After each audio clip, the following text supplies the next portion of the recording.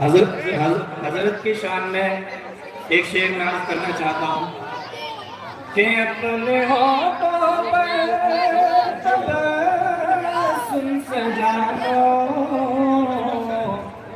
آج علماء بھی تشریف لائے، اپنے ہاتھوں پر تبسم سجا لو، آج علماء بھی تشریف لائے، آمد شیخ سلمان سے مہک اٹھا ہے سارا گلستان، ڈالی ڈالی پہ پھول مسکرائے، یہ شجر دے رہے۔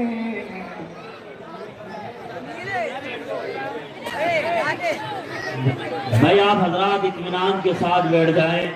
جس شخصیت کا انتظار تھا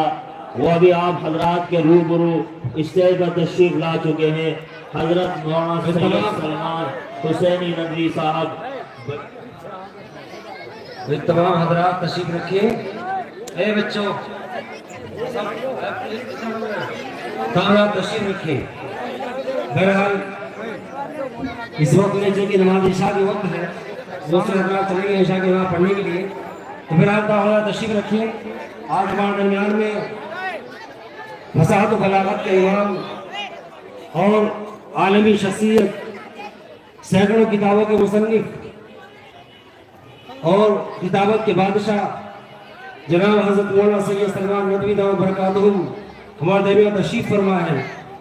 اللہ تبارک و تعالیٰ نے آپ کو ایسی فصاحت و بلاغت کا ایسا امام بنایا ہے کہ ہمارے پورے ایشیا کے اندر ایسے امام نہیں ہیں۔ بہرحال حضرت کی شخصیت ایک علمی شخصیت ہے اور عالمی شخصیت ہے، اور حضرت بے باک بولتے ہیں، پورے ایشیا کے اندر اتنا زبردست طریقے سے کوئی بولنے والا نہیں ہے، حتیٰ کہ عرب ممالک کی جو بےہودہ بکواسیں ہیں، بےہودہ باتیں ہیں، ان تمام پر کوئی قدر لگانے والا اگر کوئی ہے تو حضرت کی شخصیت ہے۔ میں ایک مرتبہ مکہ مکرمہ میں بیٹھا ہوا تھا، بہت سے علماء کا مجمع تھا، بہت سارے ممالک بھی تھے کہ وہاں کے رہنے والے، تو فرما رہے تھے کہ پوری دنیا میں اگر کوئی غلطیوں کو تنبیہ کرنے والا ہے عربوں کی تو صرف حضرت کی شخصیت ہے۔ تو محترم دوستوں، آج کے اس ماحول میں کہ جہاں آج ہم اس جگہ موجود ہیں، بہرحال حضرت کی عام ہم سب کے ہمارے ساتھ بندی ہے، لیکن درد ان کی بات یہ ہے کہ ہم یہاں اجتماع نہیں اتنا،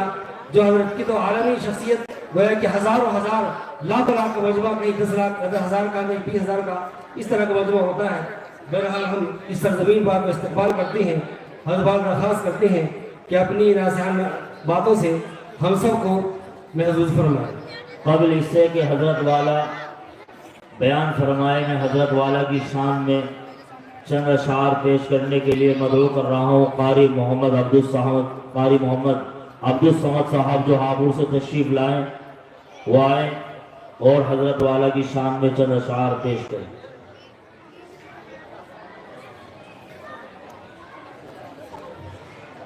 جو حضرات ادھر ادھر کھڑے ہوئے ان سے ادب درخواست ہے وہ جلسہ گاہ میں تشریف لے آئیں۔ جن شخصیت کا آپ حضرات کو انتظار تھا وہ آپ حضرات کے درمیان تشریف لا چکے ہیں۔ حضرت مولانا سید سلمان حسینی ندوی صاحب اسٹیج پر جلوہ افروز ہیں، قریب آ جائے گا، بیٹھ جائیں۔ حضرت والا کی شان میں ایک اشعار میں شاعر نے ایک شعر بڑا اچھا کہا تھا، جو میں نے ابھی پڑھا تھا، شاید آپ لوگوں نے صحیح سے سنا نہیں، میں دوبارہ سے عرض کرنا چاہتا ہوں۔ میں کوئی شاعر تو نہیں ہوں، بس چھوٹا سا ایک ادنا سا طالب علم ہوں۔ اپنے ہاتھوں پر تبسم سجا لو، آج علماء بھی تشریف لائے، اپنے ہاتھوں پر تبسم سجا لو، آج علماء بھی تشریف لائے۔ بہت خوب۔ آمد شیخ مستانوی سے، آمد شیخ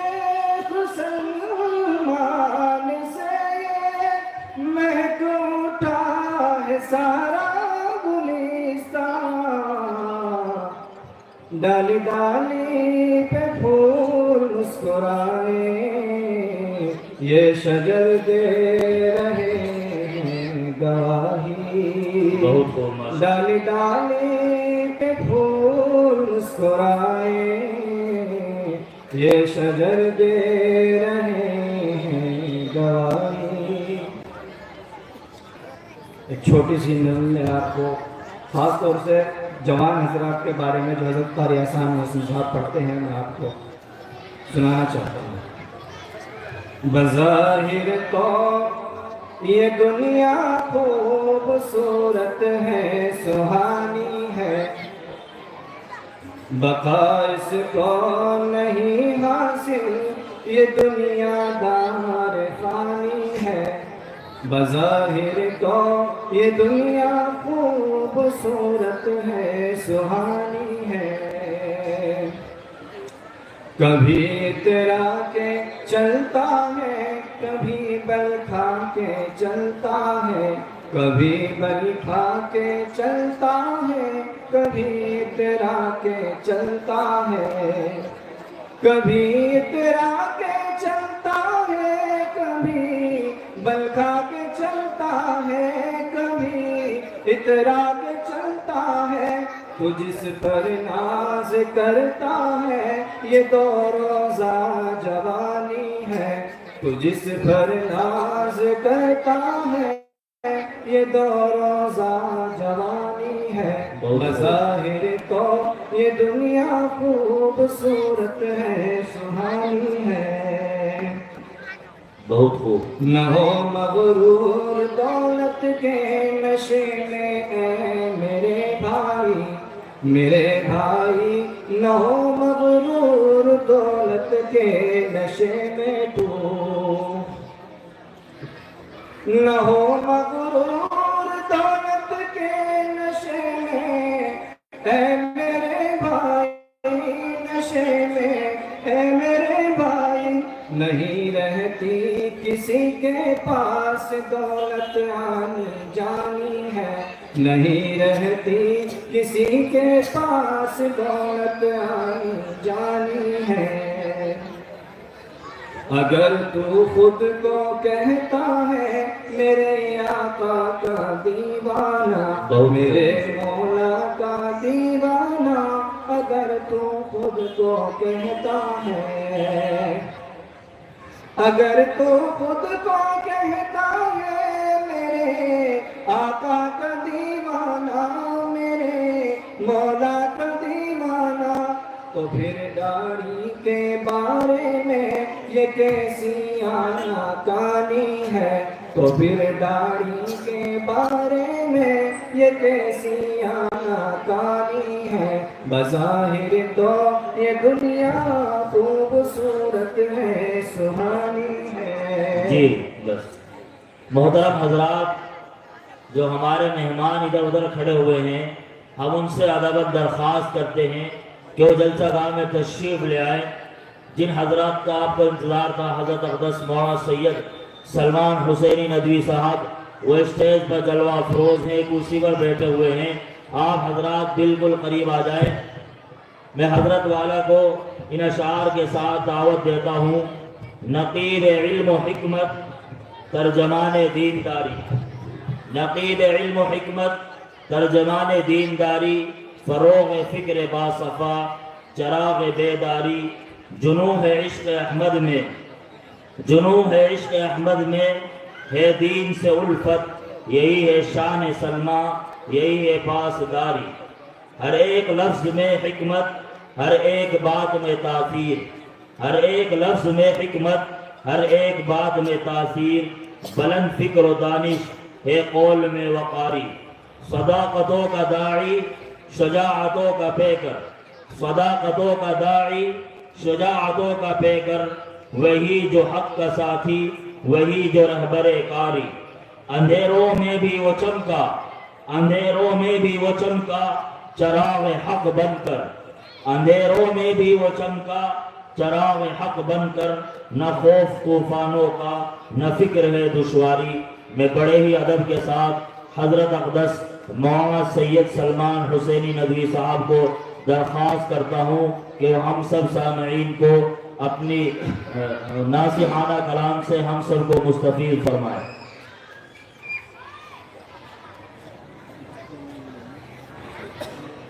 السلام علیکم ورحمۃ اللہ وبرکاتہ۔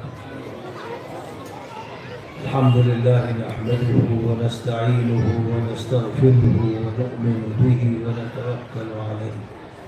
ونعوذ باللہ من شرور انفسنا ومن سیئات اعمالنا من يهده الله فلا مضل له ومن يضلل فلا هادي له ونشهد أن لا إله إلا الله وحده لا شريك له ونشهد أن سيدنا ومولانا محمدا عبده ورسوله صلى الله تعالى عليه وعلى آله وأصحابه وأزواجه وذرياته وأهل بيته وبارك وسلم تسليما كثيرا كثيرا. أما بعد فأعوذ بالله من الشيطان الرجيم. بسم الله الرحمن الرحيم. كنتم خير أمة أخرجت للناس تأمرون بالمعروف وتنهون عن المنكر وتؤمنون بالله. صدق الله العظيم. میرے لیے خوشی مسرت کی بات ہے کہ آج میں مودی نگر کی جامع مسجد میں چلنے والے مدرسہ اسلامیہ درس القرآن کے اس اجلاس میں شریک ہوں۔ یہ اجلاس ایک ایسی بستی میں ہو رہا ہے جو ہندوستان کے دارالخلافت دلی کے پڑوس میں ہے، اور یہ مغربی یو پی کے وہ علاقے ہیں کہ جن علاقوں کی تاریخ بڑی روشن رہی ہے اور جن سے بہت بڑے بڑے علماء، صلحاء، مفکرین، مصلحین، مجددین، دعات اور مبلغین ظاہر ہوتے رہے، برپا ہوتے رہے، اور ان کے کاموں کے اثرات صرف پنجاب میں یا مغربی یو پی میں منحصر و محدود نہیں رہے، بلکہ دور دراز علاقوں تک پہنچے۔ اگر یہ کہا جائے کہ ہندوستان کے اکثر صوبوں میں ان کے اثرات منتقل ہوئے، اور ان کی علمی اور عملی اور دعوتی اور اصلاحی کوششوں سے اس ملک میں بڑے پیمانے پر اصلاح ہوئی، عوام کی بھی اصلاح ہوئی اور خواص کی بھی اصلاح ہوئی، تو یہ بات مستبعد نہیں ہے۔ بس میرے فون پہ ملا۔ اسلام کا جہاں تک تعلق ہے، اس کے بارے میں یہ بات مسلمانوں کو تو لازماً معلوم ہونی چاہیے، اور جو غیر مسلم ہیں ان کو بھی معلوم ہونا چاہیے کہ اسلام در حقیقت انسان کی جو نیچرل سچویشن ہے، جو طبعی حالت ہے، اس کی ترجمانی کرتا ہے۔ اسلام کے معنی یہ ہوتے ہیں کہ ایک انسان ایک منو ایشور کی مکمل طور پر پوجا کرے، لارڈ کو اور گاڈ کو اس حیثیت سے مانے کہ اس کے ساتھ کوئی شریک نہیں، اور اللہ کے نام سے اسے یاد کرے کہ جو نام سب سے قدیم ہے، آج بھی زندہ و تابندہ ہے، اور تا قیامت یہ نام رہے گا۔ اس نام میں اور ایشور میں اور لارڈ میں اور گاڈ میں بنیادی طور پر فرق نہیں ہے، اور اس اعتبار سے جتنے بھی انسان بستے ہیں وہ اپنے کو ہندو کہتے ہوں یا عیسائی کہتے ہوں یا یہودی یا جینی یا بدھسٹ یا کسی بھی مذہب کی طرف اپنی نسبت کرتے ہوں، لیکن ایک بات کیسی حقیقت ہے جس کا انکار نہیں ہو سکتا کہ سب کے سب ایک پریوار کے ہیں، ایک خاندان کے ہیں، سب کے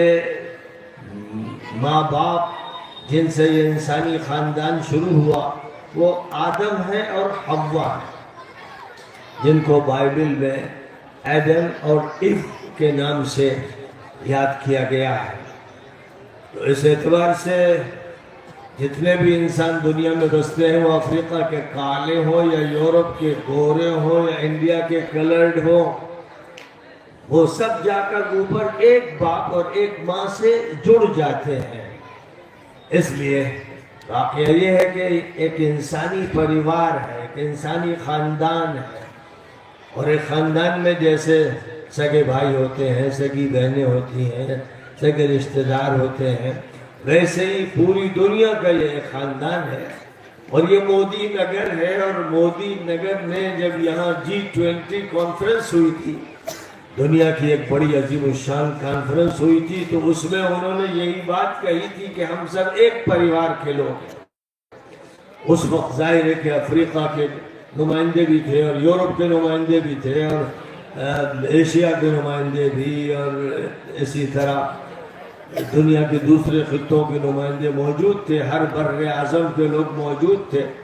اور G20 کی کانفرنس میں مودی جی کی طرف سے یہ پیغام دیا جا رہا تھا کہ ہم سب ایک خاندان کے لوگ ہیں، ہم ایک پریوار کے لوگ ہیں۔ تو میں نے اس وقت داد دی تھی مودی جی کو، اور یہ کہا تھا کہ بالکل صحیح بات کہی آپ نے، وہی کہا جو اسلام کہتا ہے، وہی کہا جو قرآن کہتا ہے، وہی کہا جو نبی آخر الزمان صلی اللہ علیہ وسلم کہتے ہیں۔ تو اس اعتبار سے جو بھی یہ بات کہتا ہے وہ مسلم ہے، وہ اللہ کے سامنے سرنڈر ہوتا ہے، وہ ایشور کو مانتا ہے، وہ اس کی پوجا کرتا ہے۔ اور جو ایشور کی پوجا کرتا ہے، سناتن دھرم سے جس کا تعلق ہوتا ہے، وہ مورتی پوجا نہیں کرتا ہے، وہ اپنے بنائے ہوئے بتوں کی پوجا نہیں کرتا ہے۔ سب خرافات ہیں، اور انسان خود ہی گڑھ لیتے ہیں، جس کو چاہے اپنا خدا بنا لیتے، یہ گمراہی ہوتی ہے۔ جو سناتن دھرم کہتا ہے وہ یہ کہ ایشور ایک ہے، وہ دو نہیں، وہ تین نہیں، وہاں ٹرینٹی کوئی تصور نہیں ہے جو کرسچینٹی میں داخل کر دیا گیا ہے۔ حالانکہ ونس آف گاڈ کا جو تصور ہے وہ کرسچینٹی میں بھی ہے بنیادی طور پر، اور بائبل میں یہی لکھا ہوا ہے۔ لیکن انسان جب ادھر ادھر بھٹکتا ہے اور صحیح تعلیم اس کو نہیں دی جاتی ہے، تو پھر وہ اپنا سر ادھر بھی پھٹکتا ہے، ادھر پھٹکتا ہے، کبھی درخت کی پوجا شروع کر دیتا ہے، کبھی دریا کی پوجا شروع کر دیتا ہے، کبھی کسی پتھر کے سامنے پھول ڈال دیتا ہے اور دودھ ڈال دیتا ہے اور اس کی پوجا پاٹ کرتا ہے۔ یہ خرافات ہیں، سپرسٹیشنز ہیں، اوہام ہیں۔ اور جو آدمی وہمی بن جاتا ہے وہ سنکی بن جاتا ہے، جو سنکی بن جاتا ہے وہ لاجک سے دور ہو جاتا ہے، پھر اس کے پاس عقل نہیں رہتی ہے، اس کے پاس منطق نہیں رہتی ہے، وہ کسی بھی چیز کے اوپر غور و فکر نہیں کر پاتا۔ تو بہرحال پوری دنیا انسانیت کا جو مذہب ہے اس کا نام اسلام ہے، اور اسلام کسی قوم کا مذہب نہیں ہے، کسی رنگ کا، کسی نسل کا، کسی علاقے کا، بلکہ اسلام جو ہے وہ surrender to the will of God, جو اللہ کی رضا ہے، مالک کی رضا ہے، اس کے سامنے سرنڈر ہو جانا، اپنے کو جھکا دینا، اپنے کو سجدے کی حالت میں ڈال دینا، اس کی ماننا، اس کو اسلام کہتے ہیں۔ اور اس اعتبار سے صحیح معنی میں سناتن دھرم اسلام ہے، اور صحیح جو جوڈیزم ہے اور کرسچینٹی ہے وہ اسلام ہے۔ اسی لیے قرآن پاک نے خاص طور پر حضرت ابراہیم علیہ السلام کا تعارف کراتے ہوئے، جن کو یہودی بھی مانتے ہیں، عیسائی بھی مانتے ہیں، مکے کے مشرک بھی مانتے تھے، مسلمان بھی مانتے ہیں، اور واقعہ یہ ہے کہ سناتن دھرم کے لوگ بھی مانتے ہیں، یہ بات فرما دی تھی کہ ما کان ابراہیم یہودیا ولا نصرانیا ولکن کان حنیفا مسلما وما کان من المشرکین۔ ابراہیم علیہ السلام نہ یہودی تھے، نہ عیسائی تھے، نہ مشرک تھے، وہ سچے پکے کھرے مسلم تھے۔ اس لیے یہ ایک ایسی دعوت ہے، یہ ایک ایسا سندیش، ایک ایسا پیغام ہے، مانوتا کا پیغام ہے، اور یہ ایک نبیوں کے سلسلے کی ایسی دعوت ہے جو ہر پیغمبر اپنے اپنے علاقے کے لوگوں کو دیتا رہا۔ جب کوئی بھی پیغمبر کسی جگہ برپا ہوا، مثلا حضرت نوح علیہ السلام عراق میں بحیثیت پیغمبر کے برپا ہوئے تو انہوں نے لوگوں سے یہی کہا کہ یا قوم اعبدوا اللہ ما لکم من الہ غیرہ، اے میری قوم کے لوگوں اللہ کی بندگی کرو، اللہ کے علاوہ تمہارا کوئی معبود نہیں ہے۔ اور حضرت ہود علیہ السلام جو ریاض کے ساؤتھ میں جو بہت بڑا علاقہ ریگستان بنا ہوا ہے جس کو الروم الخالی کہتے ہیں، وہاں پر وہ بحیثیت پیغمبر کے برپا ہوئے تھے اور اس وقت وہ بہت متمدن اور ترقی یافتہ شہر تھا۔ انہوں نے بھی اپنی قوم سے یہی کہا تھا یا قوم اعبدوا اللہ ما لکم من الہ غیرہ، اے میری قوم کے لوگوں اللہ کی بندگی کرو، اللہ کے علاوہ کوئی معبود نہیں ہے۔ اور پھر اللہ تعالیٰ نے حضرت صالح علیہ السلام کو جو جزیرۃ العرب کا شمالی علاقہ ہے جو تبوک کی طرف مدینہ منورہ سے جاتے ہوئے پڑتا ہے، جہاں پہاڑوں میں تراش کر محل بنائے گئے تھے اور وہ آج بھی موجود ہے، جو مدائن صالح کا علاقہ کہلاتا ہے، یہاں پر حضرت صالح علیہ السلام نے اپنی قوم کو مخاطب کیا تو یہی کہا تھا کہ یا قوم اعبدوا اللہ ما لکم من الہ غیرہ، اے میری قوم کے لوگوں اللہ کی بندگی کرو، ایشور کی پوجا کیا کرو، وہ ایک مالک ہے، وہ ایک پروردگار ہے، کوئی اس کے ساتھ شریک نہیں ہے اور تمہیں اس کے علاوہ کسی اور کی پوجا نہیں کرنی ہے۔ اور پھر جو مدین کا علاقہ ہے جو جزیرہ نما سینا کے جنوبی علاقے اور مشرقی علاقے میں واقع ہے، وہاں حضرت شعیب علیہ السلام بحیثیت پیغمبر کے برپا ہوا تو انہوں نے بھی اپنی قوم کو مخاطب کرتے ہوئے یہی کہا تھا یا قوم اعبدوا اللہ ما لکم من الہ غیرہ، اے میری قوم کے لوگوں اللہ کی بندگی کرو، اللہ کے علاوہ کوئی معبود نہیں ہے۔ اور اللہ تعالیٰ نے جب حضرت موسیٰ علیہ السلام کو مصر میں بحیثیت پیغمبر کے برپا کیا اور یہ بتا دیا گیا کہ وہ بنی اسرائیل کی اصلاح کے لیے تشریف لائے ہیں، بنی اسرائیل ان کی قوم ہے اور اس قوم کو فرعون سے نجات بھی دلانا ہے اور صحیح مسلک و مذہب بتانا ہے، تو حضرت موسیٰ علیہ السلام نے بھی اپنی قوم کو اسی بات کی تلقین کی تھی کہ ایک اللہ کی بندگی کرنا ہے، اللہ کے علاوہ کسی کی بندگی نہیں کرنا۔ اور فرعون کے سامنے انہوں نے ڈنکے کی چوٹ پر کہہ دیا تھا، جو وقت کا سب سے ظالم جلاد اور مجرم حاکم تھا جس سے لوگ کانپتے تھے، اس سے کہہ دیا تھا کہ میری قوم کو میرے حوالے کرو، تمہیں حق نہیں پہنچتا ہے کہ تم ان کی گردنوں میں اپنا جوا ڈالو اور تم ان پر اپنی حکمرانی کرو، وہ اللہ کے بندے ہیں اور اللہ کی انہیں بندگی کرنا ہے۔ ان ادو الی عباد اللہ، اللہ کے بندوں کو میرے حوالے کرو، یہ حضرت موسیٰ علیہ السلام نے کہا۔ اور وقتی سلطنت کے بڑے ظالم اور جابر حکمران سے کہا، جیسے حضرت ابراہیم علیہ السلام نے نمرود سے جو عراق کا حکمران تھا یہی بات صاف طور پر کہہ دی تھی کہ تو بادشاہ ہو سکتا ہے لیکن تو اللہ نہیں، تیری عبادت نہیں ہوگی، پوجا پاٹ نہیں ہوگی، اللہ ہے جس کی عبادت ہوگی۔ اور اس نے حضرت ابراہیم علیہ السلام سے مباحثہ کیا، بحثیں کی،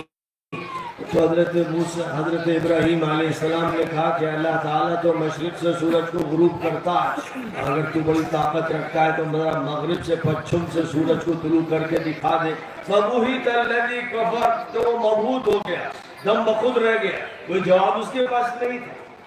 تو ہر دور میں اللہ تعالیٰ اپنے پیغمبروں کو بھیجتا رہا ایسے معاشرے میں جو شرک کرتا تھا، کفر کرتا تھا، ظلم کرتا تھا، فسق و فجور میں مبتلا تھا۔ نبیوں کا یہی مشن رہا ہے، یہاں تک کہ آخری نبی حضرت محمد مصطفیٰ صلی اللہ علیہ وسلم کو جب اللہ نے مبعوث فرمانے کا، بھیجنے کا فیصلہ کیا تو اب دیگر تمام سابقہ انبیاء کی طرح ان کو ایک قوم کا نبی نہیں بنایا، ایک علاقے کا نبی نہیں بنایا، ایک زبان کا نبی نہیں بنایا، بلکہ اللہ کی طرف سے یہ فیصلہ ہو گیا کہ اب محمد صلی اللہ علیہ وسلم پیغمبر ہیں، نبی ہیں، ان کے بھی جو آپ پر براہ راست ایمان لا رہے ہیں مسلمان کہلا رہے ہیں، اور ہندوؤں کے بھی آپ نبی ہیں، اور جینیوں کے بھی ہیں، اور بدھسٹوں کے بھی ہیں، اور عیسائیوں کی بھی ہے، اور یہودیوں کے بھی ہے۔ کوئی انسان ایسا نہیں ہے جو آخری نبی کی نبوت سے خارج ہو۔ قُلْ يَا أَيُّهَا الرَّسُولُ قُلْ يَا أَيُّهَا النَّاسُ إِنِّي رَسُولُ اللَّهِ إِلَيْكُمْ جَمِيعًا اے نبی آپ کہہ دیجئے تمام انسانوں سے کہ میں تم سب کی طرف بھیجا گیا ہوں، میں سندیش سب کے لیے لایا ہوں، میں میسج سب کے لیے لایا ہوں، میں میسنجر ہوں اور سب کے لیے میسنجر ہوں۔ میں قوم اور قوم میں تفریق نہیں کرتا، رنگ اور رنگ میں نہیں کرتا، اور غریب اور امیر میں نہیں کرتا، اور حاکم اور محکوم میں نہیں کرتا۔ میں تمام انسانوں کو ایک خاندان سمجھتا ہوں، اور میں جانتا ہوں کہ اللہ سب کا رب ہے اور میں سب کا پیغمبر ہوں اور آخری پیغمبر ہوں۔ تو اللہ تعالیٰ نے جو آپ سے کہا تھا کہ قل کہہ دیجئے یا ایھا الناس، اے لوگو، انی رسول اللہ الیکم جمیعا، میں تم سب کی طرف پیغمبر بنا کر بھیجا گیا۔ اب آپ سوچئے کہ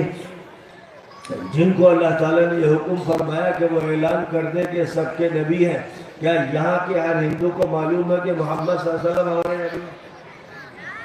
اگر نہیں معلوم ہے تو اس کا مطلب کوتاہی مسلمانوں نے کی ہے، امت محمد نے کی ہے، جو یہ کہتے ہیں کہ ہم محمدی ہیں، جو یہ کہتے ہیں ہم آخری نبی کو مانتے ہیں۔ انہوں نے نبی پاک علیہ السلام کی دعوت اور پیغام کے ساتھ غداری کی ہے، بے وفائی کی ہے، اور اس امانت میں خیانت کی ہے جو عطا کی گئی تھی۔ تو وہاں تو اللہ کا حکم ہو رہا قرآن پاک کے اندر نبی اکرم صلی اللہ علیہ وسلم کو آپ کی صفت یہ بیان کی جا رہی ہے کہ وَمَا أَرْسَلْنَاكَ إِلَّا رَحْمَةً لِلْعَالَمِينَ، اے نبی ہم نے آپ کو تمام انسانوں کے لیے رحمت بنا کر بھیجا۔ مجھے بتائیے، آپ صرف یہی کے بارے میں بتائیے، چھوٹا سا ضلع یا جگہ ہے مودی نگر، یہاں سب سے آپ نے بتا دیا کہ محمد رحمت للعالمین، رحمت للعالمین مطلب امریکہ کے ایک کنارے سے نیوزی لینڈ کے ایک کنارے تک، ساؤتھ افریقہ کے ایک کنارے سے قفقاز اور کیپیشیا کے ایک کنارے تک، اور جہاں بھی دنیا میں آبادی قطب شمالی سے قطب جنوبی تک ہے اور مشرق سے مغرب تک ہے، سب کو خطاب ہے، حکم یہ ہے کہ سب کو بتانا ہے کہ آخری نبی محمد صلی اللہ علیہ وسلم ہے جو سب کے نبی ہیں۔ تو یہ کیا مصیبت آئی کہ ہم اپنے جلسے کرتے ہیں کہ صاحب یہ ہمارے نبی کا جلسہ ہے، یہ سیرت النبی کا جلسہ ہے، یہ میلاد النبی کا جلسہ، اور میلاد النبی کے جلسے میں علاقے کے صرف مسلمان اکٹھا ہو جاتے ہیں، اور اس کے بعد جب آپ نے تفریق کی اور لوگوں کو بانٹا اور چھاٹا تو نتیجہ اس کا یہ نکلا کہ صرف مسلمان بھی نہیں جمع ہوتے۔ یہ جلسہ ایک جلسہ ہے جو بریلویوں کا ہے، اور یہ جلسہ دیوبندیوں کا ہے، اور یہ جلسہ اہل حدیث کا ہے، اور یہ جلسہ مقلدین کا ہے، اور یہ جلسہ شیعوں کا ہے، اور یہ جلسہ سنیوں کا ہے۔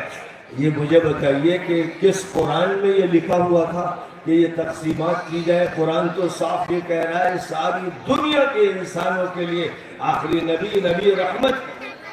قرآن یہ نبی سے کہہ رہا ہے کہ آپ سب سے کہہ دیجئے کہ میں سب کا نبی ہوں، سب کا پیغمبر ہوں، اور قرآن کہتا ہے کہ وہ سب کی کتاب ہے، وہ صرف مسلمانوں کی کتاب نہیں،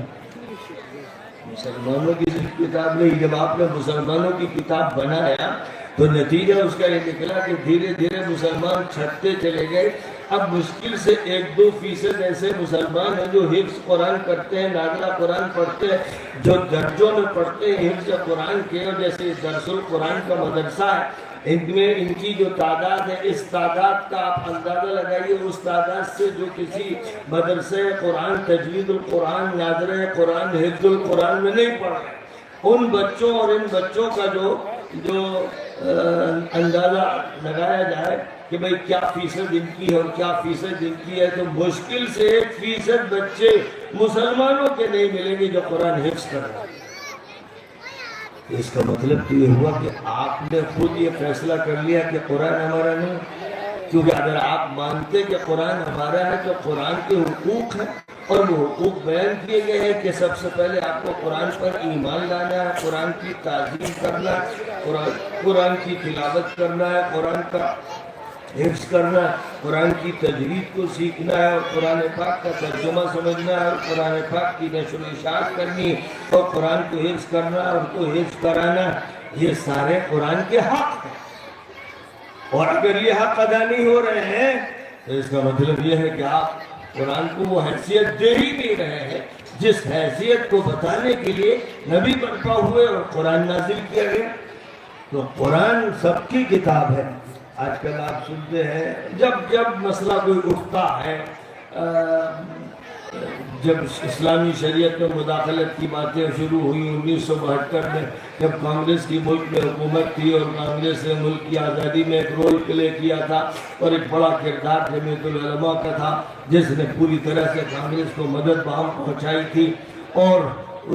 جس جد و جہد کے نتیجے میں 1947 میں کہا جاتا ہے کہ ملک آزاد ہوا تھا۔ تھوڑا ہی عرصہ گزرا کہ 1972 میں مداخلت شریعت میں شروع ہوئی، اور شریعت بھی کیا پرسنل لاء میں مداخلت شروع ہوئی، تو نتیجتاً بمبئی میں ایک اجلاس منعقد کیا گیا اور پرسنل لاء بورڈ بنایا گیا، اور حضرت قاری محمد طیب صاحب رحمۃ اللہ علیہ کو اس کا صدر منتخب کیا گیا،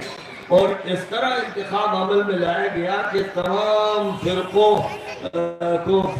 فراموش کر کے پوری ایک امت کی نمائندگی کی گئی، اور پرسنل لاء بورڈ میں ایک صدر اگر سنی اور دیوبندی تھے تو نائب صدر اہل حدیث، اور ایک نائب صدر شیعہ، اور ایک نائب صدر مثلا آغا خانی اور مہدوی طبقہ،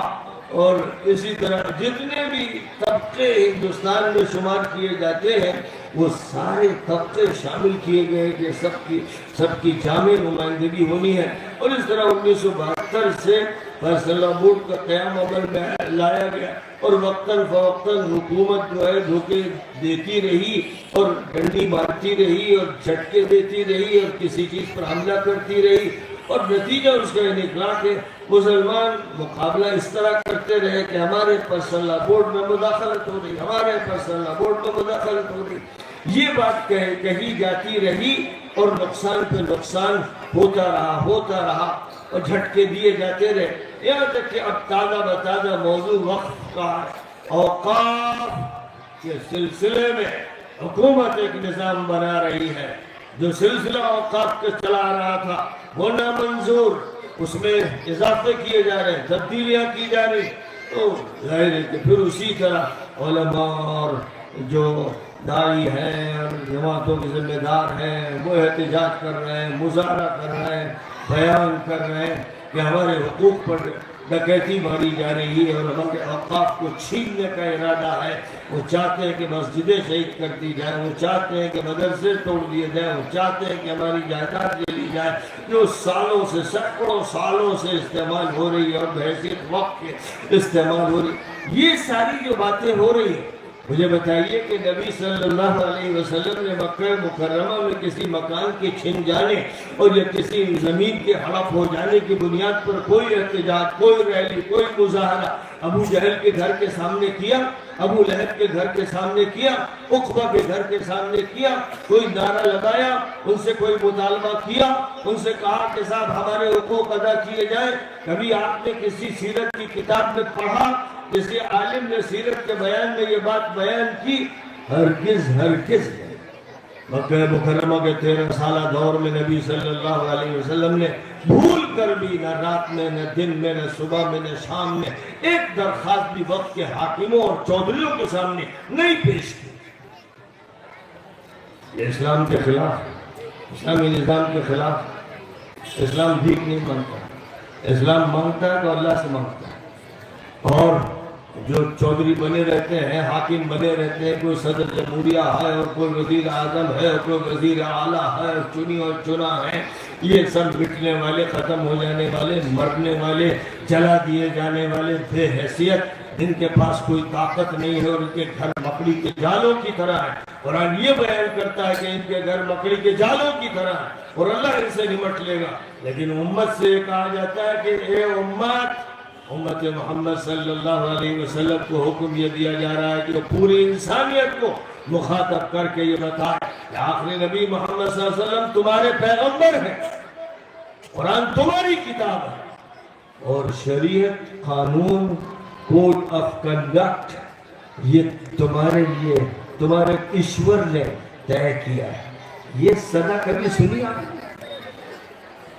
کبھی آپ نے پارلیمنٹ میں یہ بیان سنا، اسمبلی میں یہ بیان سنا، کبھی جلسے میں یہ بات کہی جا رہی ہو مودی اور امت شاہ اور یوگی اور وہ فلاں یہ قرآن آپ کی کتاب ہے، یہ سندیش ہے ایشور کا، یہ میسج ہے گاڈ کا، یہ اللہ نے اتاری ہے، آپ کے لیے اتاری ہے، یہ صرف ہماری کتاب نہیں ہے، آپ کی بھی ہے۔ اور جو شریعت ہے، جس کو شریعت کا مطلب یہ ہوتا ہے کہ جو کانسٹیٹیوشن ہے، لاز ہے، بائی لاز ہے، کوڈ آف کنڈکٹ ہے، وہ صرف ہمارے لیے نہیں ہے، پورے انسانی پریوار کے لیے ہے، وہ آپ کے لیے بھی اور سب کے لیے، وہ پارلیمنٹ کے لیے ہے، بلکہ یونائٹڈ نیشنز آرگنائزیشن کے لیے ہے، یورپین کنٹریز کے لیے ہے، وہ امریکہ کے لیے ہے۔ ٹرمپ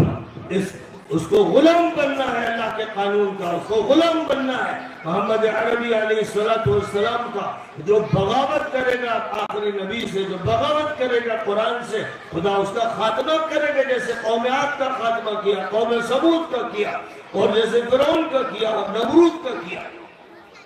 یہ تمہارا خاتمہ ہے اگر تم دشمنی کرتے ہو اللہ کی کتاب سے، اگر تم دشمنی کرتے ہو ایشور سے، اگر تم دشمنی کرتے ہو سناتن دھرم سے، اگر تم دشمنی کرتے ہو صحیح معلومات اور سچائیوں سے اور حقیقتوں سے، تو انجام تمہارا تباہ ہوگا۔ بات وہ کہنی تھی جو نبی نے کہی، اور میں آپ کو قرآن کے ہی الفاظ میں سنا رہا ہوں۔ اس کے بعد رمضان کی آمد ہے،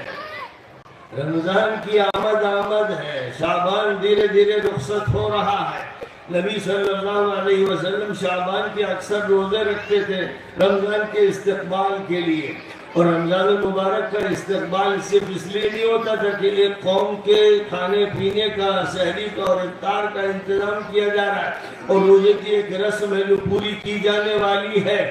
اور قرآن پاک کی تلاوت بھی ہونی ہے، اور تراویح کا بھی اہتمام کیا جانا ہے۔ مسئلہ یہ نہیں تھا، قرآن سے یہ نہیں کہہ رہا تھا۔ قرآن کیا کہہ رہا تھا؟ 11 روزوں کا بیان ہے سورۃ البقرہ میں، یا ایھا الذین آمنوا کتب علیکم الصیام کما کتب علی الذین من قبلکم لعلکم تتقون۔ اے ایمان والو، تم پر روزے فرض کر دیے گئے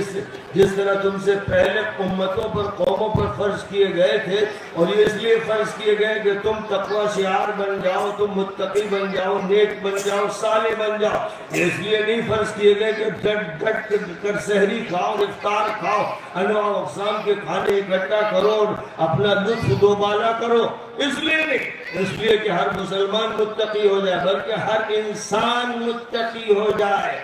اور رمضان المبارک کا انتخاب قرآن پاک کے نزول کے لیے کیا گیا۔ اللہ تعالیٰ نے قرآن پاک کے نزول کا جو سلسلہ شروع کیا تو لوح محفوظ سے آسمان دنیا پر پورا قرآن ایک وقت میں اتار دیا گیا، اور پھر جبرائیل امین کو رمضان المبارک کی ایک شب میں حکم ہوا کہ قرآن کا ایک حصہ یعنی سورۃ العلق کی ابتدائی 5 آیتیں لے کر آخری نبی کے پاس غار حرا میں جاؤ اور یہ آیتیں ان کو سنا دو اور قرآن کا آغاز کر دو۔ اب یہ قرآن کا جو سلسلہ شروع ہوا ہے 13 سال مکہ مکرمہ میں چلتا رہے گا، اور 10 سال مدینہ منورہ میں چلے گا، اور 23 سال کی مدت میں قرآن پاک پورا نازل کر دیا جائے گا۔ مکہ مکرمہ کے 13 سال کے بعد اور مدینہ منورہ کے 2 سال مزید گزرنے کے دوران جب روزوں کی فرضیت فرمائی گئی تو اللہ تعالیٰ نے فرمایا شہر رمضان الذي انزل فيه القرآن هدى للناس وبينات من الهدى والفرقان فمن شهد منكم الشهر فليصم۔ رمضان کا یہ مہینہ ہے جس میں قرآن اتارا گیا، رمضان کا مہینہ جس میں قرآن اتارا گیا، کس مقصد کے لیے؟ ہدی للناس، as a guide book for mankind, پوری انسانیت کے لیے یہ ہدایت نامہ ہے، پوری انسانیت کے لیے یہ رہنما کتاب ہے، پوری انسانیت کے لیے اس کے ذریعے سے رہنمائی فرمائی گئی۔ بات یہ فرمائی گئی نہیں، آپ کی تراویح تو آپ کے حلقے کے اندر ہو رہی ہے، کوئی 8 رکعت پڑھ کے جا رہا ہے، کوئی 20 رکعت پڑھ رہا ہے، کوئی کم پڑھ رہا ہے، کوئی زیادہ پڑھ رہا ہے۔ آپ کے جھگڑے اسی میں ہے کہ سنت 20 ہے، سنت 8 ہے، اور محمد بن سلمان جو سعودیہ میں ایک مجرم پیدا ہوا ہے، اس نے کہا نہ 8 نہ 20 10 रकतें उसने तय कर दी कि लीजिए अब 10 रकतें चलेंगी। अब जाहिर है कि इन 10 रकतों का नाफिज करने वाला ये वो बाकी है, नबी का बाकी, इस्लाम का बाकी, कुरान का बाकी, जो अपने मन से जो चाहेगा तय करेगा। इसको भी नहीं मालूम है कि ऐसे हुक्मरानों की बातों को उम्मत मुस्लिमा अपने जूतों तले रौंद देगी। इसलिए कि जो बात भी नबी के खिलाफ होगी, कुरान के खिलाफ होगी, वो हरमैन शरीफैन का पासदार कहे, खादिमुल हरमैन कहे, दुनिया का कोई इंसान कहे, उसको हरगिज़ कबूल नहीं किया जाएगा। बात वही कबूल होगी जिसका जिक्र कुरान में है, जिसका जिक्र नबी पाक अलैहिस्सलाम की सीरत में है और सुन्नत में है और हदीस में है। तो क्या फरमाया, शहरु रमज़ान अल्लज़ी उन्ज़िल फ़ीहिल क़ुरआन हुदल लिन्नास, कुरान रमजान में उतारा गया ताकि तमाम इंसानों को डायरेक्ट किया जाए, गाइड किया जाए, रहनुमाई की जाए, सबको मतलब समझाया जाए। तो क्या तरावी पढ़ने के लिए हिंदू आते? क्यों नहीं आते भाई? क्यों नहीं आते? ये तो आप दिन में सुनाइए उनको, जाइए मंदिर जाके सुनाइए, चर्च में जाके ईसाइयों को सुनाइए, गुरुद्वारे में यहूदियों सिखों को सुनाइए, सिनेगॉग में यहूदियों को सुनाइए, या तो आप ये कीजिए, या सड़कों पे सुनाइए, चौराहे पे सुनाइए। नबी सल्लल्लाहु अलैहि वसल्लम कुरान पाक सड़कों पे सुनाते थे, चौराहों पर सुनाते थे, मंडियों में सुनाते थे, काफिरों मुस्लिमों की मुश्रिकों की भीड़ में सुनाते थे। ये नबी की सुन्नत थी, आ गई सुन्नत। वो सुनाते थे तो जिनकी मदर लैंग्वेज अरबिक लैंग्वेज थी वो बराह रास्त सुनते और समझते थे। आज जिनकी मदर लैंग्वेज संस्कृत है, गुजराती है, कन्नड़ है, मलयालम है, हिंदी है, कुछ भी है, आपको कुरान के अल्फाज को सुनाने के बाद ट्रांसलेशन सुनाना, आप हिंदी में मतलब बताइए, इंग्लिश में बताइए, गुजराती में बताइए, आसामी में बताइए, ये फर्ज है, ये फर्ज है। जब तक ये नहीं होगा और हर इंसान तक कुरान नहीं पहुंचेगा, आप पर मुसीबत आएगी, आप पर अल्लाह ताला की तरफ से अज़ाब नाज़िल किया जाए, आपकी पकड़ होगी, क्योंकि आप अमानत में खयानत कर रहे हैं, आप अपनी जिम्मेदारी को तर्क कर रहे हैं। इसलिए मैं कहता हूँ और सिर्फ कहता नहीं हूँ, अल्लाह के फजल से करता भी हूँ। जामिया सैयदा में शहीद की जामे मस्जिद में तरावीह होती है तो मैं आसपास के जो हिंदू भाई हैं उनसे कहलवाता हूँ कि आइए और तरावीह सुनिए, फिर हम आपको उसका मतलब बताएंगे। पहले आप सुनिए, देखिए कि मुसलमान किस तरह मालिक और परवरदिगार की किताब को अपने सीनों में महफूज रखते हैं और उसको किस तरह एहतिमाम से पढ़ते हैं, और उसका मतलब चूंकि आपको नहीं मालूम अरबी में तो हम हिंदी में या उर्दू में आपको उसका मतलब समझाएंगे। अल्हम्दुलिल्लाह ये तजुर्बा किया गया और इस तजुर्बे के अच्छे बेहतरीन नताइज सामने आए। उन्होंने कदर की, वो झुक गए, इज्जत की, बल्कि बाद लीडरों में, हिंदू भाइयों में से बाद लीडरों में जो पॉलिटिकल लीडर थे, उन्होंने कहा कि मौलाना पहली मर्तबा हम लोग इस तरह सुन रहे हैं मस्जिद में आकर, अगर ये बात शुरू से होती और कुरान को पेश किया जाता, उसका तर्जुमा सब भाइयों के सामने पेश किया जाता, तो आज अक्सरियत मुल्क की मुसलमान हो चुकी होती। लेकिन रुकावट कौन बना हुआ है? रुकावट हम और आप बने हुए हैं अपने अमल से, अपनी जिंदगी, अपनी मुआशरत, अपनी जहालत, अपनी बहुत सी खराबियों की वजह से हम आईने के सामने खड़े हो गए हैं, या आईने पर कीचड़ डाल दिया हमने, तो जो अपनी तस्वीर भी देखना चाहे आईने में वो देख नहीं पा रहा है, क्योंकि आईना गंदा है, आईने पर कीचड़ पड़ा, मिट्टी भी हमने लेप दी है, पोत दी है, इसलिए कुरान के आईने को लोग देख नहीं पा रहे। अगर कुरान पाक का मतलब लोगों तक पहुंचे तो ईमान की बातें भारी चल जाए, ईमान की ऐसी हवाएं चले कि आप हैरान हो जाए। आपको शिकायत है सिर्फ इस वजह से कि आप कहते हैं हमारी शरीयत, हमारे पर्सनल लॉ में मुदाखलत हो रही है। तो मैं कहता हूं कि तुम्हारे बाप की शरीयत है, तुम्हारे बाप का पर्सनल लॉ, अल्लाह का है ये कानून और आखिरी नबी का है कानून। कैसे कहा आपने कि हमारा? तो ये हिंदुओं से जो तुम्हारा अल्लाह की किताब तुम्हारी, अल्लाह की शरीयत तुम्हारी है, अल्लाह के नबी तुम्हारे हैं, جب یہ بات آپ کہیں گے پوری وضاحت سے سمجھا کر اچھی طرح وضاحت کرتے ہوئے ہمدردی کے ساتھ اور دل کے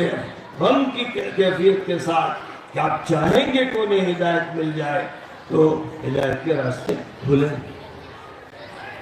اور اس ملک میں تو ہم لوگ جانتے ہیں کہ حضرت سیدنا معین الدین چشتی رحمۃ اللہ علیہ جو اجمیر میں آیا ٹوٹلی کفر تھا، شرک تھا، وہاں جم کے بیٹھ گئے اور اللہ کا نام لینا شروع کیا اور اللہ کی طرف بلانا شروع کیا. لاکھوں غیر مسلم ان کے ہاتھ پر بیعت ہوئے اور اسلام لائے.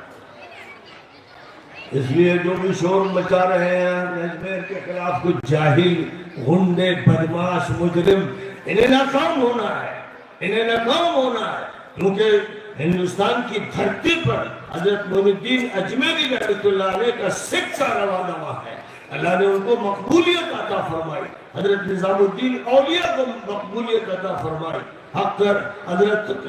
مجدد الفسانی کو عظیم الشان مقبولیت عطا فرمائی، حضرت شیخ شرف الدین یحییٰ منیری کو، بختیار کاکی کو، اور کتنے اللہ کے بندے رہے جن کو مقبولیت عطا فرمائی اور ان کی مقبولیت کے فیضان سے ہم روٹی کھائے. اگر یہ مقبولیت نہ ہوتی تو اس ملک میں اسلام کے قدم نہ ڈولتے. ساری مخالفتوں کے باوجود بھی اپنی عقیدت کے اعتبار سے مودی جی اجمیر چادر بھیجتے ہیں. جو بھی اس ملک کا صدر ہوتا ہے، وزیر اعظم ہوتا ہے، وہ جانتا ہے کہ ہم ان کے قدموں کے نیچے ہیں. یعنی اللہ کو یاد نہیں کر پاتا لیکن معین الدین اجمیری کو یاد کر کے ان کو بھگوان سمجھتا ہے. ہمیں یہ سمجھانا ہے کہ وہ بھگوان نہیں، بھگوان تو اللہ ہے، مالک اللہ، خالق اللہ، دیتا ہے وہ دیتا ہے. ضرورت اس بات کی ہے کہ ہم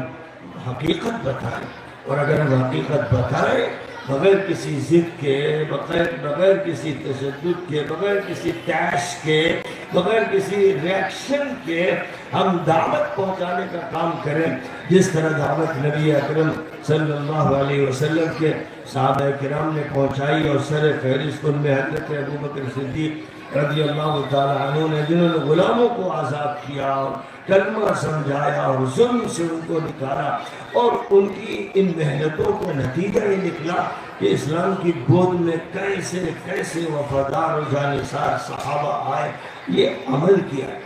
کوئی یہ کبھی نہیں ہوا کہ غصے میں آگے ہو کہ نبی کو گالیاں دی جا رہی ہیں اور قرآن کو گالیاں دی جا رہی ہیں کہ ہم برداشت نہیں کریں گے اور ہم احتجاج کریں گے. یہ کبھی نہیں کیا صحابہ کرام، کبھی نہیں کیا. مکہ مکرمہ کی 13 سالہ تاریخ بالکل روشن ہے، نمایاں ہے، اور روزانہ قرآن کو نبی کو گالیاں دی جاتی تھی صوتوں میں. اور قرآن کہتا تھا وَفُّوا أَيْدِيَكُمْ وَأَقِيمُوا الصَّلَاةَ، ہاتھ روکے رکھو، نماز قائم کرتے رہو. یعنی ریاکشن میں نہ آنا، تمہارا کام ہے کہ صبر کرو، برداشت کرو. اللہ اسے نمٹے گا اور دھیرے دھیرے ان کے سینے کھولے گا. تو پھر یہی ہوتا ہے. ہم لوگوں کا حال یہ ہے کہ جوش دکھاتے ہیں اپنا اور ریاکٹ ہو جاتے ہیں اور غصے میں آ جاتے ہیں. اس کے بعد ہم مارے جاتے ہیں اور جیلوں میں جاتے ہیں اور سرکار جاتے ہیں اور یہ سلسلہ بڑھتا چلا جاتا ہے. جو دعوت کا کام ہے جس کے بغیر ہماری زندگی نہیں ہے، ہماری پہچان نہیں، ہماری شناخت نہیں، وہ چھوڑے ہوئے. اب آپ دیکھیے نبی کا تعارف کرایا گیا کہ نبی سب کے نبی ہے، رحمت للعالمین ہے، آخری نبی ہے، خاتم النبیین ہے، پوری انسانیت آپ کے لیے ایک خاندان کی طرح. نبی کا تعارف بہت مکمل طور پر اس حیثیت سے کرایا گیا. اور امت کا تعارف کس طرح کرایا گیا؟ کنتم خیر امت اخرجت للناس، مسلمانوں تم بہترین امت قرار دیے گئے ہو اس بنیاد پر کہ تمام انسانوں کے لیے تمہیں کام کرنا. امت بہتر امت اس وقت تک ہے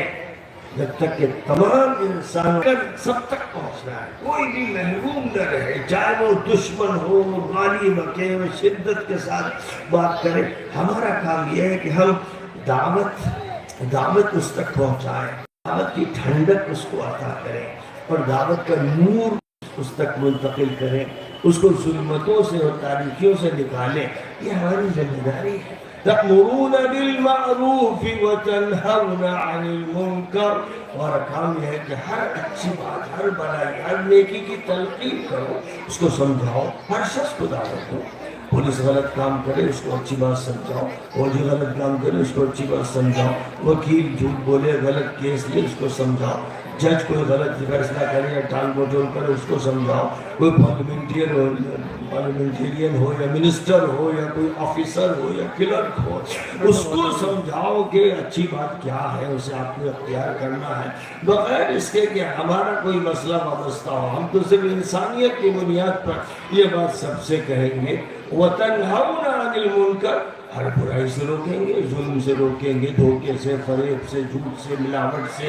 اور جو آفیسر ہے اور اس کی طرف سے جو ظلم کیا جاتا ہے، فائلیں روکی جاتی ہیں، رشوتیں لی جاتی ہیں، اس سے منع کریں گے، پولیس والوں کو منع کریں گے کہ زیادتی مت کرو، ظلم نہ کرو، رشوت کسی سے نہ لو، کسی سے غلط پیسہ نہ لو، سود والوں سے کہیں گے سود نہ لو، سود کا کاروبار نہ کرو، اور جو حاکم ہوگا اس سے کہیں گے کہ حکومت تمہاری ملکیت نہیں ہے، تم خادم ہو اگر تم حاکم ہو، اس لیے قوم کی خدمت کرو، تم ایک سروس مین ہو پوری نیشن کے لیے، لہذا تمہیں یہ کام کرنا چاہیے۔ یہی باتیں لکھی ہیں ویدوں میں، یہی باتیں لکھی ہیں گیتا میں، یہی باتیں لکھی ہیں اپنشد میں، اور یہی باتیں لکھی ہیں ان تمام مذہبی کتابوں میں جن میں رد و بدل نہیں کیا گیا، یا اگر کیا بھی گیا تو اس کے علاوہ سچائیاں پھر بھی باقی ہیں۔ ان سچائیوں کی تعلیم دینی ہے، ان کی دعوت دینی ہے، ان کے لیے پروگرام کرنے ہیں، مشترک پروگرام ہونے چاہیے۔ مجھے تو تفصیلات نہیں معلوم تھی، ورنہ میں یہ کہتا کہ جلسہ ایسی جگہ رکھیے جہاں تمام ہندو بھائی بھی ہوں، مسلمان بھی ہوں، جینی بھی ہوں، بدھسٹ بھی ہوں، تمام مذاہب کے لوگوں کے درمیان جلسہ ہو، کیونکہ جو مذہب اسلام ہے وہ سب کے لیے ہے، اور جو اس کی کتاب ہے وہ سب کے لیے ہے، تو یہ بات سب کو معلوم بھی ہونی چاہیے، اور جو اس سلسلے کی آیتیں ہیں وہ ان کے سامنے ترجمے کے ساتھ آنی چاہیے۔ یہ عمل اگر کیا جائے گا تو دھیرے دھیرے جو غلط جذبات کی ترجمانی کرنے والی باتیں اٹھتی ہیں، کبھی سختی کا کوئی معاملہ کیا جاتا ہے، زیادتی ہوتی ہے، اس سے لوگ شرمانا شروع کر دیں گے، اور انسانیت واپس آئے گی اور بھائی چارہ صحیح معنی میں واپس آئے گا، اور جب یہ ہوگا تو ہمارا ملک پھر ترقی کرے گا، اس میں امن ہوگا، شانتی ہوگی اور سلامتی ہوگی۔ اس کی اصل جدوجہد کرنی ہے اور مسلسل کرنی ہے، تھکنا نہیں ہے۔ زمانے کو یہ نہیں سمجھنا ہے کہ بہت زیادہ وقت ہو گیا، اگر 70 سال میں 75 سال گزر گئے تو کچھ نہیں گزرے، کیونکہ حضرت نوح علیہ السلام کو تو 950 سال گزرے، اور قرآن بتا رہا کہ اگر 950 سال تک وہ دعوت دیتے رہے، بنیادی جو پوائنٹس ہیں توحید کے اور رسالت کے اور آخرت کے، ان موضوعات پر مسلسل بولتے رہے، تو ہمیں تھکنا نہیں ہے۔ ہمیں بھی کتنی لمبی عمر ہو، پھر نسلوں کی عمریں ہوں، ہمیں بھی ایک بات کہتے رہنا ہے، دعوت دیتے رہنا ہے، اخلاق کے ساتھ، ادب کے ساتھ، محبت کے ساتھ، اور اس بنیاد پر کہ ہم سب ایک پریوار کے لوگ ہیں، ایک خاندان کے لوگ ہیں۔ انشاءاللہ میں سمجھتا ہوں کہ اگر یہ کام ہر جگہ سے کیا گیا تو اس کے نتائج دیر سویر اچھے ہوں گے، اور جو بھی اچھا کام کرنے والے ہیں اللہ تعالیٰ ان کو ترقی بھی دے گا، غلبہ بھی دے گا، فتح بھی عطا فرمائے گا، اور پھر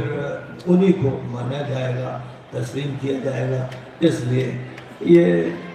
ایک مختصر سی گفتگو تھی، چند باتیں تھیں جو میں آپ کے سامنے اس موقع پر رکھنا چاہتا تھا۔ ظاہر ہے کہ ایک لمبے سفر سے ابھی حاضری ہوئی اور آگے پھر سفر ہے، اس لیے اب زیادہ طول نہیں لینا چاہتا ہوں۔ میں بہت بہت شکر گزار ہوں جناب حکیم صاحب کا، لکھنؤ تشریف لائے، بڑی محبت سے انہوں نے دعوت دی، بڑا کرم فرمایا، اور یہ دعوت اس اصرار کے ساتھ تھی کہ وقت بہرحال نکال کر مجھے یہاں آنا پڑا۔ مجھے معلوم ہوا کہ مراد نگر میں ہے یہ جلسہ، لیکن مراد نگر بھی پڑوس میں ہے، اور یہ مودی نگر ہے، اور اس کی جامع مسجد میں جو مدرسہ قائم ہے اس مدرسے کا ہی در حقیقت یہ ایک پروگرام ہے، ایک عوامی جلسہ ہے، اصلاحی جلسہ ہے۔ اللہ تعالیٰ جو بھی اس میں شریک ہیں، دامے گرم قدم سخانے، ان کی کوششوں کو قبول فرمائے، سب کو برکتوں سے مال فرمائے، اور ہم کو آپ کو اللہ تعالیٰ इस दुनिया में भी सआदत नसीब फरमाए और आखिरत में भी सआदत नसीब फरमाए। आमीन सुम्मा आमीन। माशाअल्लाह, ये थे जिनको आप हजरात सुन रहे थे, हजरत मौलाना सैयद सलमान हुसैनी नदवी साहब। आशिक हूँ मैं सहाबा का, अहले बैत का खादिम हूँ। आशिक हूँ मैं सहाबा का, अहले बैत का खादिम हूँ। प्यार मुझे इस बंधन से, मैं हूँ हुसैनी बचपन से। मेरे मोहतरम बुजुर्ग अजीज साथियों, हम हजरत वाला का, हजरत मौलाना सैयद सलमान हुसैनी नदवी साहब का मदरसा दरसुल कुरान शाही जामा मस्जिद बेगमाबाद की तरफ से, मोदी नगर की तरफ से दिल के अथाह गहराइयों से शुक्रिया अदा करते हैं कि हजरत वाला हमारी अदनासी दरख्वास्त पर तशरीफ लाए। भाई हजरत वाला के लिए जगह बनाए, जगह बनाए भाई, रास्ता बनाए, भीड़ ना करे भाई, भीड़ ना करे, मुसाफे की जहमत गवाना न करे, बस ऐसे ही सलाम कर ले। हजरत वाला ऐसे ही सलाम कर लेंगे, उसका जवाब दे दे भाई। रास्ता बनाए, रास्ता बनाए भाई, आगे भी चलना है, बहुत लंबा सफर तय करना है।